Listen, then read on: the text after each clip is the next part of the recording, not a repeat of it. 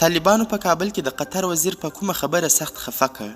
سلامونه قدرمنو دوستانو، ښه راغلاست. د هر څه نه مخکې زموږ یوټیوب چینل سبسکرایب او ویډیو شیر کړي. قطر طالبانو ته مهم خبرداری ورکړ. قطر یو له هغو هیوادونو څخه و چې د طالبانو سره یې په سخته ورځ کې دوستي کړې وه.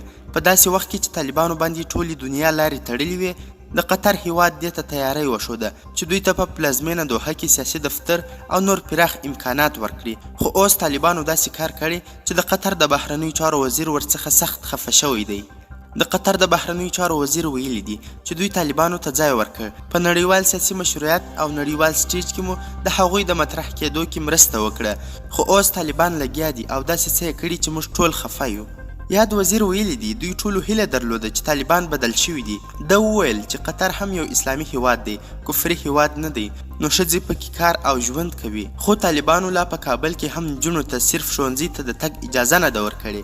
د قطر وزیر ویلي دي چې په یاده کړنه دوی سخت ناهیلي شوي دي.